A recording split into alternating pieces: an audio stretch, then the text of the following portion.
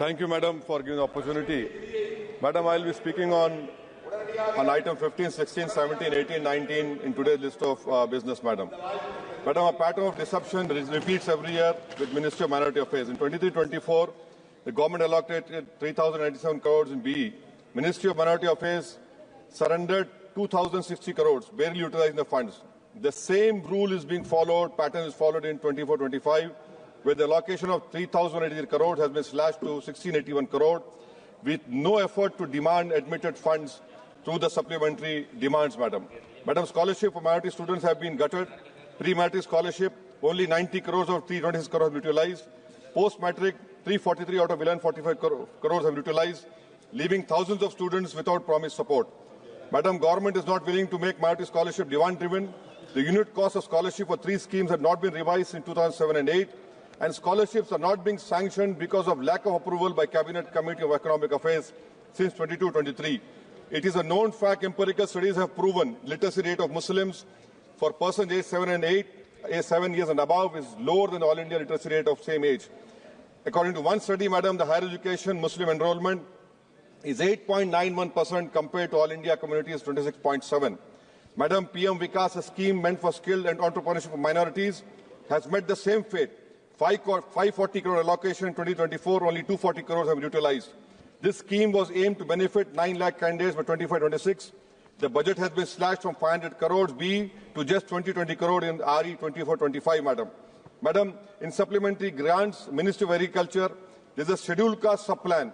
Since 2021, utilization has never crossed 70%.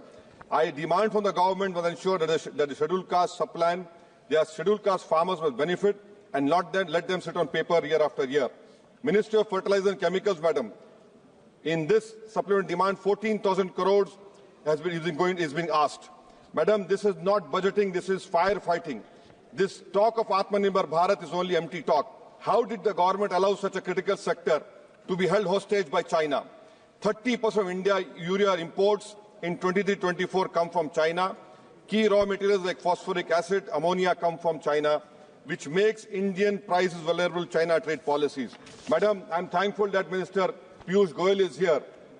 A specific point on US tariffs, Madam. Goldman Sachs estimates that if the US imposes tariffs, this could decrease India's GDP growth by 0.6%. Madam, US is a major buyer of Indian agricultural produce. We export nearly 6 billion of agricultural produce to US. If imposition of higher tariffs will make Indian produce less competitive, affect incomes in the agriculture sector, Madam.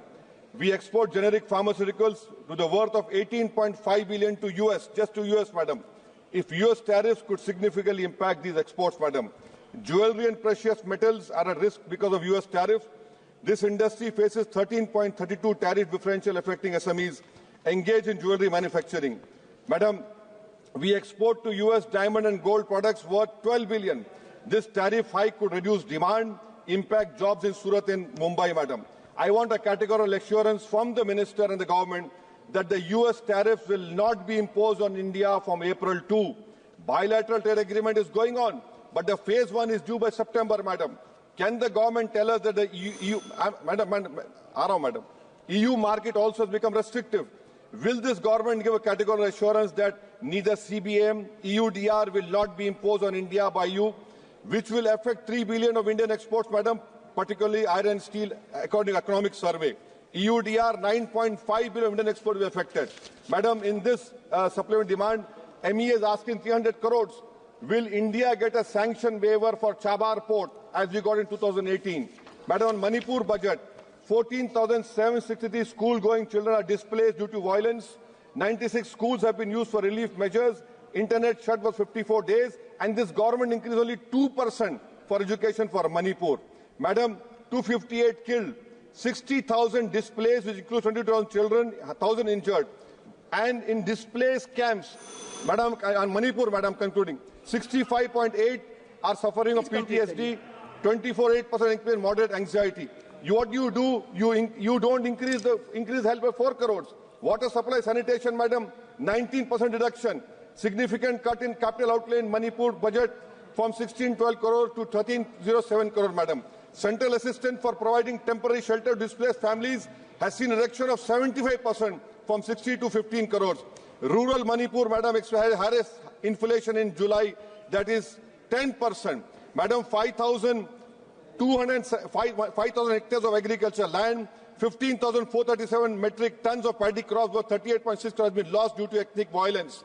Madam, you will be surprised to know agriculture allocation reduced by 8%. Total budget for police has been cut by 2% compared to last year. And concluding, madam, Manipur is the poorest state, which has a per capita income of 7,630 per month, which ranks fourth from the bottom. Madam, in last, I want to conclude. We have heard the Honorable Piyush Goyal stood up and appreciating this, the speech made by Abdul Samad Samdani from Kerala. I want to know, I am very thankful to him.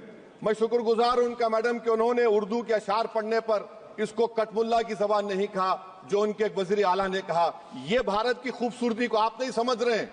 आपको समझना चाहिए उर्दू इस मुल्क की आजादी की जबान है। अपने मुख्यमंत्री को समझाइए। बहुत बहुत शुक्रिया। माननीय सदस्य श्री अरविंद सावंत जी।